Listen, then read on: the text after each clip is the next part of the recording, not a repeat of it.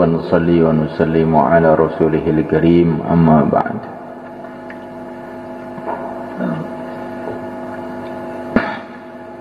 Hadirin muliakan, kita di dunia ini bukan mau kita di dunia ini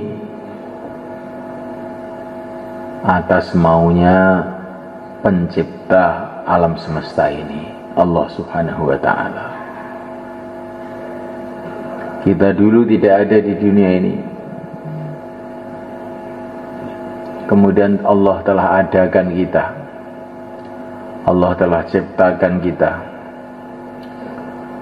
dalam waktu yang tidak lama. Kemudian Allah akan pindahkan kita ke negeri yang kekal abadi, negeri akhirat.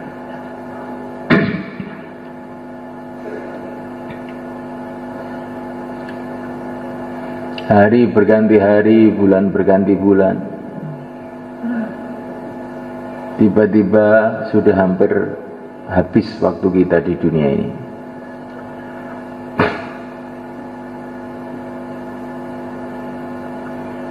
Dunia ini kelihatannya ramai sekali, tetapi setelah dunia ini lebih ramai lagi. Manusia-manusia mulai zaman Nabi Adam, semua di sana. Kita nanti di akhirat akan berjumpa dengan mereka semua, insya Allah. Akan berjumpa dengan Nabiullah Adam alaihissalam, berjumpa dengan Nabiullah Nuh alaihissalam, berjumpa dengan kakek-kakek kita, nenek-nenek kita yang muslim.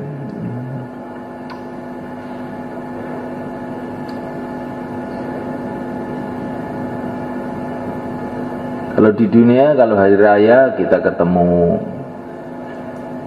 teman-teman, family-family, ya, mbah-mbah. Nanti di akhirat ketemu seluruh para nabi, seluruh para rasul, seluruh orang-orang iman yang terdahulu. Pokoknya ramai sekali lah di sana nanti. Semoga begitulah adanya, insyaallah. Malaikat, jangan sampai kita ini terkesan dengan keadaan-keadaan dunia, hiruk pikuknya dunia ini yang cuman beberapa hari ini, sehingga kita lupa kehidupan yang kekal abadi yang selama-lamanya. Dunia ini dijadikan oleh Allah hanya untuk persiapan akhirat.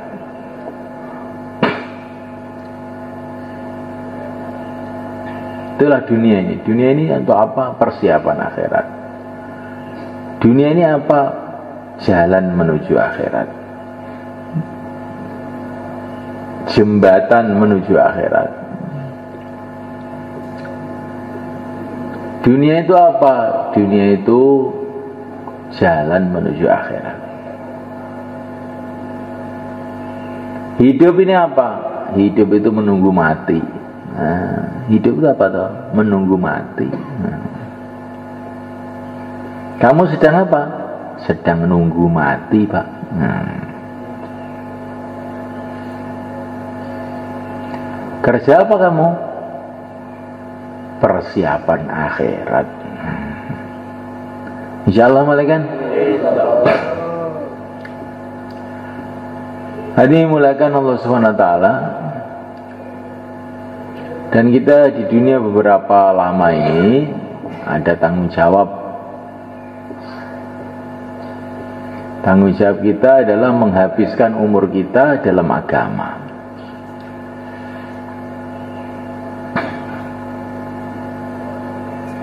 Tanggung jawab kita hanya itu satu itu aja, habiskan umur di dalam agama. Kalau umurnya 1000 tahun ya 1000 tahun, 100 tahun ya 100 tahun, 50 tahun ya 50 tahun. Cuma itu aja tugas kita. Kalau kita ini bisa menghabiskan umur kita dalam agama Allah, dalam ridho Allah, ya berarti kita ini telah sukses. Ada teman, nggak ada teman, orang suka, orang nggak suka, sehat, sakit, kaya, miskin, itu tidak penting sekali. Yang penting itu habiskan umur dalam ridha Allah, dalam agama. Setelah itu masuk surga. Nah, sudah. Di sanalah kaya semua, di sanalah sehat semua, di sanalah puas semua 100%. Aisyatun radiyah, kehidupan yang memuaskan, tempatnya memuaskan, istana-istana dari emas, dari intan, sungai-sungai dari susu, dari madu.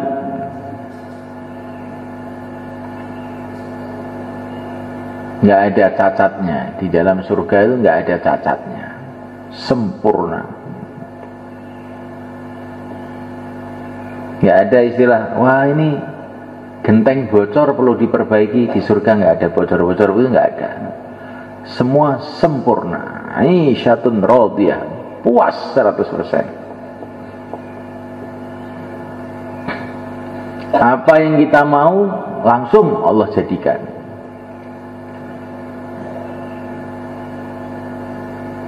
Kalau di dunia apa yang kita mau, maka kita ini harus bersusah payah. Harus bangun, mau rumah, bangun rumah, mau mobil, cari duit untuk beli mobil. Nah, di dunia ini maunya tambah banyak, susahnya tambah banyak jadinya itu.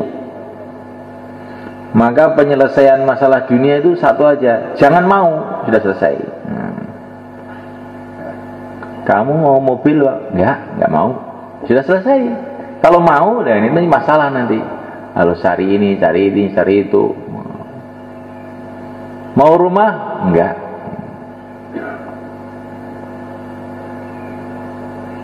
Tapi kalau di surga, apa yang kita mau, Allah jadikan. Apa yang kita minta, Allah datangkan. Semoga kita dimasukkan ke sana. Ya. Badannya memuaskan, kuat, kokoh, besar, tinggi, ganteng. Sinar wajahnya ahli surga itu bisa dilihat dari jarak 1000 tahun perjalanan. Nah, saking bercahayanya itu. Gak ada sakit-sakit lagi. Nah, sehat 100% selama-lamanya. Hatinya gembira, nggak ada susah-susah lagi selama-lamanya. Temannya memuaskan. Temannya adalah para nabi, para rasul, para wali-wali Allah. Bagaimana orang hidup, biasanya kita ini berteman dengan santri. Hunaim, biasanya saya itu berteman dengan santri yang ngantuan seperti kamu, ya. Nanti di surga itu temannya itu para nabi. Enak gak kira-kira? Kayak apa itu berteman dengan para nabi?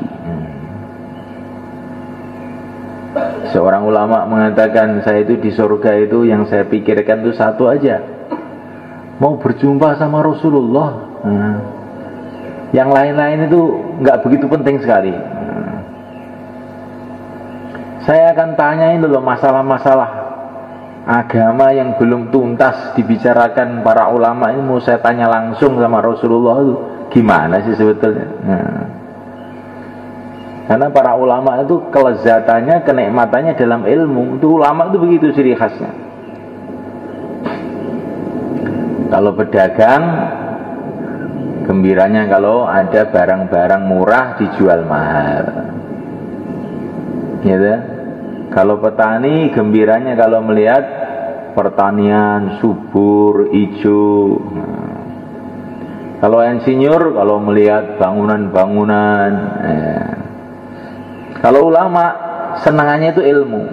Kalau dengar ilmu itu langsung terbelalak. Yang tadinya mau ngantuk nggak jadi, itu ulama. Kalau ulama dengar ilmu ngantuk, itu bukan ulama itu. Ngaku ulama. Seperti pedagang lihat barang dagangan nggak tertarik, itu bukan pedagang, itu petani itu. Insya Allah mulai kan. Kalau dai gembiranya kalau melihat jamaah bergerak. Itu dai ada tidak ada jamaah bergerak diam saja, bukan dai itu kalkun. Ngerti kalkun? Yang petok-petok itu sembelih akhirnya.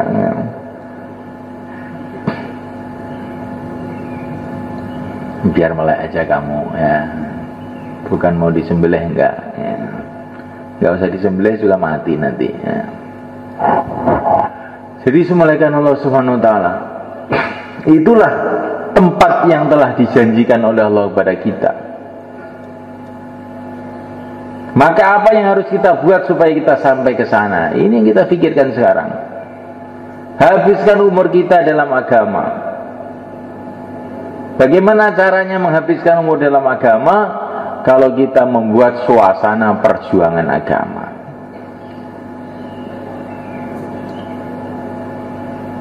Petani telah menghabiskan umurnya dalam pertanian.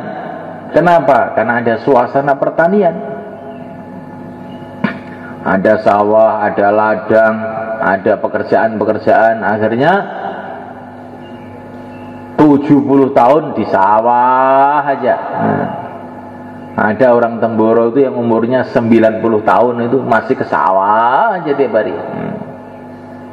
Karena ada suasana sawah. Coba kalau dia hidup di Saudi Arabia nggak ada sawah, kan nggak akan bisa istiqomah ke sawah. Memang sawahnya nggak ada. Kalau kita ini ada suasana perjuangan agama, hidupkan amal masjid, hidupkan amal rumah, hidupkan usaha agama, pembentukan jamaah, 5 amal masjid, buat madrasah-madrasah. Ya kita akan bisa istiqomah dalam agama. Tapi kalau kita tidak buat itu, nggak akan bisa istiqomah dalam agama. Betul kan? Kalau kamu ingin istiqomah ngaji bagaimana? Istiqomah ngajar, caranya bagaimana?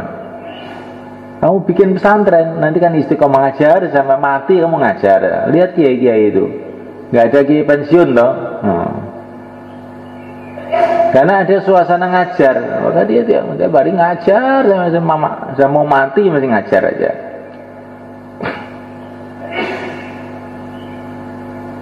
Maka kita ini perlu membuat suasana perjuangan. Itulah kehidupan yang telah dicontohkan oleh yang mulia Nabi Agung Muhammad SAW. Kehidupan beliau ini kehidupan perjuangan, bukan kehidupan santai, diam, enggak, perjuangan. Lari sana, lari sini, lari sana, lari sini, untuk usaha menghidupkan agama. Sampai akhirnya ketemu tempat yang sesuai, namanya Madinah Al-Munawwarah. Di sana banyak orang yang siap untuk membela agama. Orang-orang Madinah ini orang gembira dengan perjuangan. Wajaba syukru alaina ma da'a lillahi da. Wajib kita syukur selagi masih ada orang dakwah. Itu semboyannya orang Madinah. Maka Nabi betah di sana. Karena Nabi itu dai. Betahnya itu kalau kumpul orang-orang dakwah. Siapa yang bisa betah dengan orang dakwah? Yang dai. Siapa yang bisa betah kumpul petani? Ya petani. Kalau pegawai negeri kok kumpul petani, nggak akan betah lama. Cuma lihat tok, orang mencangkul sambil dia melihat udara segar di sawah, dia sebentar terus pergi ke kantor. Kalau di kantor dia berhari-hari, berbulan-bulan kuat. Karena dia ini pegawai negeri, bukan petani. Yang bisa betah dengan pertanian, petani. Yang bisa betah dengan tentara siapa? Ya orang tentara-tentara itu. Coba kalau kamu disuruh ke markas tentara 0501 itu, kamu suruh duduk di situ 1 hari, kita nggak betah. Ngapain saya di sini? Ya akan betah.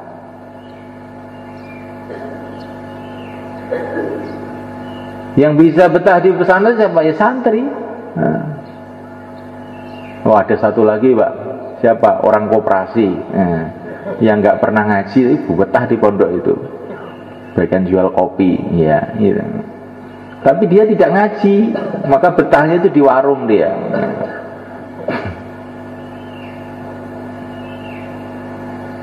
Namanya Allah Subhanahu wa taala. Maka kalau kita ini ingin betah di dalam agama, jadikan diri kita ini dai, nanti kan betah dalam agama. Dengan izin Allah, dengan pertolongan Allah, ini Ramadan. Ini hari 17 Ramadan. Ini kalau di Mekah, itu biasanya di tempat guru saya, Said Muhammad, itu ada peringatan. Bukan peringatan nuzul Quran, peringatan hari Badar. Nah, 17 Ramadan ini perang Badar, di mana Allah telah mendatangkan pertolongan pada umat Islam, sehingga tidak lama kemudian berbondong-bondong orang masuk Islam setelah Badar. Jadi semalakan Allah Subhanahu wa taala, ini Ramadan ini kita doa kepada Allah agar kita ini oleh Allah dibuka hatinya sehingga menghabiskan umur yang entah tinggal berapa hari ini nggak tahu, untuk ridha Allah, untuk agama Allah. Insyaallah malikan. Inilah pekerjaan yang terbesar. Tidak ada orang yang paling mulia, tidak ada orang yang paling cerdas, tidak ada orang yang paling berpengalaman melebihi yang mulia Nabi Agung Muhammad SAW. Ilmunya, kecerdasannya. Wa kulluhum min rasulillahi multamisun gharfan minal bahri aw rashfan minad diyami. Ini katanya Al-Busiri dalam Qasidah Burdah. Seluruh manusia itu, seluruh nabi, seluruh rasul itu bagaikan seciduk air dibandingkan lautan, kalau dibandingkan dengan yang mulia Rasulullah SAW. Ilmunya yang tertinggi, pengalamannya yang tertinggi, naik 7 lapis langit sampai Sidratul Muntaha. Pokoknya Nabi kita ini Nabi yang tertinggi segala arahnya. Setelah beliau ini dikasih yang tertinggi segala arahnya itu, terus hidupnya untuk apa? Dihabiskan untuk agama dan memperjuangkan agama. Insyaallah malaikat. Kita harus punya pikir, hidup sekali ini mau apa saya ini? Mau jadi presiden saya. Kalaupun jadi, ya, itu kecil dibandingkan kerjanya Rasulullah SAW. Saya mau jadi raja, umpama bisa gitu ya, itu juga kecil. Itu nanti di akhirat itu semulaikan presiden-presiden itu malu ditanya itu. Kamu apa, kamu dulu di dunia apa? Presiden Indonesia. Berapa lama kamu jadi presiden? Kalau menurut ukuran sini berapa lama? 5 menit. Nah, presiden kok 5 menit? Wah, apa kamu itu? Kamu itu ditipu sama pemilu kamu itu. Presiden 5 menit, presiden apa? Itu presiden ketoprak itu namanya. Ngerti ketoprak? Kalau ketoprak itu orang Jakarta itu dimakan. Kalau ketoprak orang Jawa Timur itu ditonton.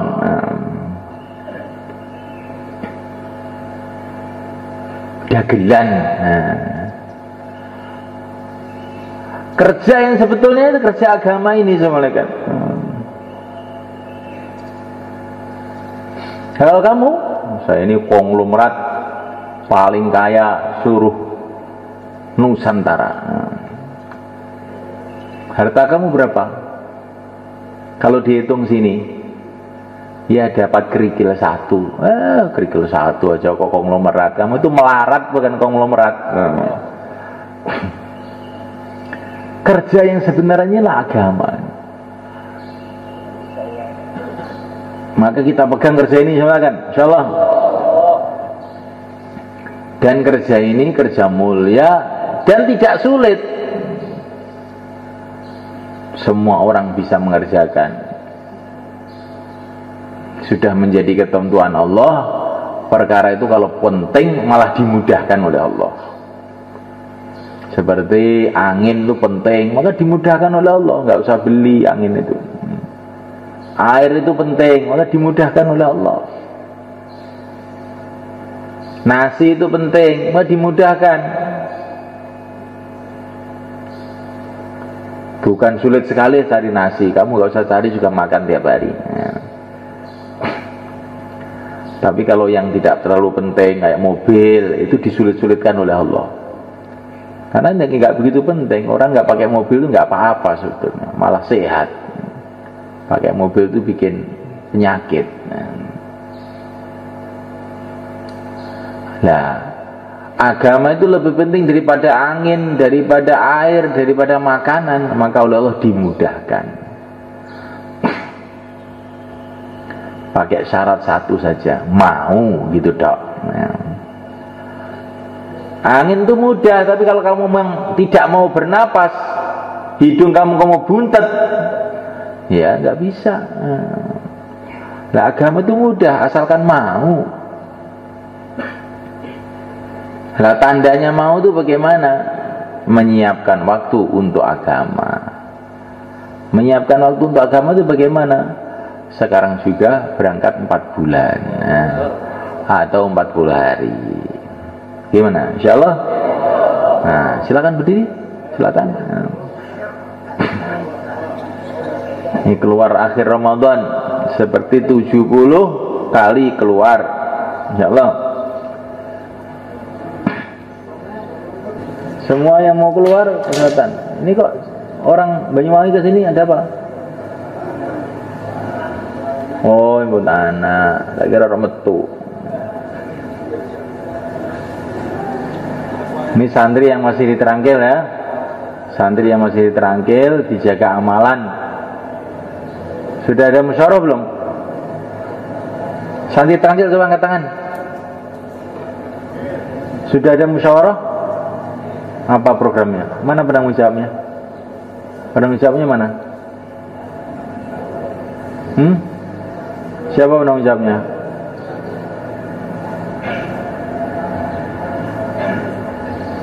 Penanggung jawabnya siapa? Mana orangnya?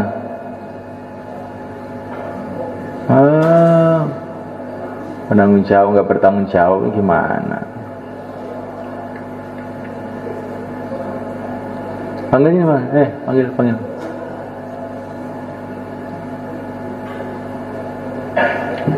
Coba santri terangkil semua ke depan, yang lain-lain bisa mau musyawarah kita.